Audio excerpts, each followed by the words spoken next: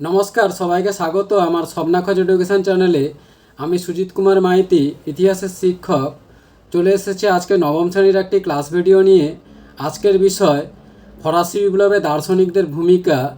ভিডিওটি ভালো লাগলে লাইক, কমেন্ট, শেয়ার ও সাবস্ক্রাইব করে রাখবেন। আর পাশের নোটিফিকেশান বোতামটি সক্রিয় করে পাশে থাকবেন, যাতে এইরকম নতুন নতুন ক্লাস ভিডিও সবার আগে আপনার কাছে পৌঁছে যেতে পারে। শুরু করছি আজকের বিষয়, ফরাসি বিপ্লবে দার্শনিকদের ভূমিকা। কি বলা হচ্ছে, 1789 খ্রিস্টাব্দে ফ্রান্সে ফরাসি বিপ্লব সংগঠিত হয়েছিল। এর পিছনে অনেকগুলি কারণ ছিল, রাজনৈতিক, সামাজিক, অর্থনৈতিক। কিন্তু তার থেকেও বড় বিশেষ কারণ হলো যে এই বিপ্লব ঘটার পেছনে দার্শনিকদের ভূমিকা গুরুত্বপূর্ণ ছিল। আর বিশেষ দার্শনিকরা ছিলেন Rousseau, Montesquieu, Voltaire, Denis Diderot, Adam Smith. এই দার্শনিকদের ভূমিকা সম্পর্কে আলোচনা করলে বলা যায়, প্রথম রুসো, যে ঝড়ের পাখি ও ফরাসি বিপ্লবের জনক নামে পরিচিত যে জ্যাকুইস রুসো ছিলেন জনপ্রিয় দার্শনিক ও রাষ্ট্রবিজ্ঞানী।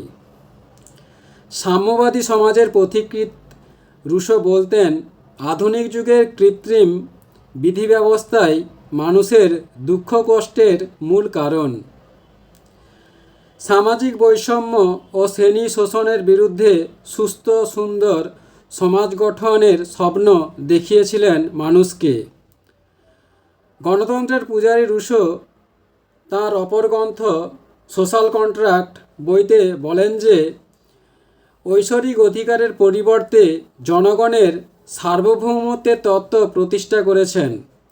জনগণের ইচ্ছাই সামাজিক চুক্তির মাধ্যমে রাজপথ ও রাষ্ট্রের উৎপত্তি। অর্থাৎ বন্ধুরা, তিনি বলতে চেয়েছেন যে রাষ্ট্র গড়ে উঠেছে জনগণের ইচ্ছায়। অর্থাৎ জনগণের ইচ্ছায় রাজা বা রাষ্ট্র কাজ করবে, রাষ্ট্রের জন্য জনগণ নয়। এইভাবে তিনি জনগণকে উদ্বুদ্ধ করেছিল। এরপর বলা যায় যে মন্তেস্কু কি বলেছেন। বিখ্যাত ফরাসি দার্শনিক মন্তেস্কু পেশায় উকিল ছিলেন। তিনি ব্রিটিশ সংবিধানের ক্ষমতা বিভাজন নীতি ও নিয়মতান্ত্রিক রাজতন্ত্রের সমর্থন ছিলেন। তিনি তার দ্য স্পিরিট অফ লজ ও দ্য পার্সিয়ান লেটার্স গ্রন্থে বলেছেন যে, ফরাসি রাজাদের ঐশ্বরিক অধিকার তত্ত্বের তীব্র সমালোচনা করেন এবং ব্যক্তি স্বাধীনতা সংরক্ষণের জন্য রাষ্ট্রের শাসন বিভাগ, আইন বিভাগ ও বিচার বিভাগকে আলাদা করার দাবি তুলেছিলেন। তিনি ফ্রান্সের প্রচলিত সমাজ কাঠামোর দোষ ত্রুটির প্রতি বিদ্রূপ করে জনগণকে বিপ্লবের পথে হাঁটতে প্রেরণা দিয়েছিলেন। বন্ধুরা, এরপর ভলতেয়ার সম্পর্কে বলা যায়। ঐতিহাসিক, নাট্যকার, কবি, দার্শনিক, প্রগতিশীল চিন্তাবিদ ভলতেয়ার তিনি বলেছিলেন, যাজক ও অভিজাতদের দুরাচার ও ব্যভিচার চোখে আঙ্গুল দিয়ে সাধারণ মানুষকে দেখিয়েছিলেন।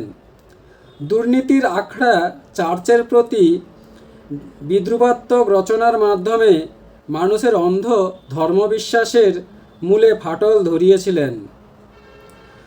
প্রত্যক্ষ রাজনীতি ও সাম্যবাদে আস্থাহীন ভলতেয়ার শাসনতান্ত্রিক সংস্কার, ব্যক্তি স্বাধীনতা, প্রজাকল্যাণ ও নিয়মতান্ত্রিক রাজতন্ত্রের সমর্থন করেন। তার বিখ্যাত দুটি গ্রন্থ হল লেতর অফ ফিলোজফিক ও কাঁদিত। বন্ধুরা, এবার ডেনিস দিদেরো সম্পর্কে বললে বলা হয়, ফরাসি সাহিত্যের অন্যতম স্রষ্টা ছিলেন ডেনিস দিদেরো। তিনি ফ্রান্সের প্রচলিত রাষ্ট্র, সমাজ ও প্রশাসনের নানা ত্রুটি বিচ্যুতি তুলে ধরতে গিয়ে তার বিখ্যাত গ্রন্থ বিশ্বকোষ বা এনসাইক্লোপিডিয়া রচনা করেন। তিনি জনগণকে যাজক, অভিজাত ও সামগ্রিক পুরাতন ব্যবস্থার বিরুদ্ধে সচেতনতা বৃদ্ধি ও জ্ঞানের বিকাশ ঘটাতে সাহায্য করেছিল। এরপর বলা হয় যে অ্যাডাম স্মিথ। কি বলা হচ্ছে যে অ্যাডাম স্মিথ ছিলেন স্কটল্যান্ডের একজন অর্থনীতিবিদ। তার লেখা বিখ্যাত গ্রন্থ হল দ্য ওয়েলথ অব নেশনস। তিনি এই গ্রন্থে বলেন যে অবাধে বাণিজ্য করার নীতি, অর্থাৎ ফ্রান্সের সাথে বৈদেশিক যে বাণিজ্য সেটা অবাধে বাণিজ্য করার জন্য তিনি বিনা শুল্কে বাণিজ্য করতে বলেছিলেন। অর্থাৎ বিনা শুল্কে বা ট্যাক্সবিহীনভাবে বাণিজ্য করলে কি হবে, সবাই অবাধে বাণিজ্য করতে পারবে আর ফ্রান্সের সঙ্গে যোগাযোগও বৃদ্ধি পাবে। আর এর মাধ্যমে কি হবে, অর্থনীতি চাঙ্গা হবে ফ্রান্সে। আর এই কারণে তিনি বলেছিলেন যে রাষ্ট্রীয় নিয়ন্ত্রণের বিরোধিতা করে অবাধ বাণিজ্য তত্ত্ব তিনি তুলে ধরেছিলেন। আর এই নীতির দেখাশোনা করার জন্য তার অনুগামীরা ফিজিওক্র্যাটস নামে পরিচিত ছিল। আর এদের মধ্যে প্রধান ছিলেন কুইসনে। বন্ধুরা, এবার মূল্যায়ন সম্পর্কে বলা যায় যে এইভাবে 1789 খ্রিস্টাব্দে ফরাসি দার্শনিকদের প্রভাবে জনগণেরা রাজার বিরুদ্ধে এই ফরাসি বিপ্লব সংগঠিত করেছিল। বন্ধুরা, এখানেই ক্লাস ভিডিওটি শেষ করলাম। পরবর্তীকালে আবার একটি নতুন ক্লাস ভিডিও নিয়ে উপস্থিত হব। ধন্যবাদ, সবাই ভালো থাকবে।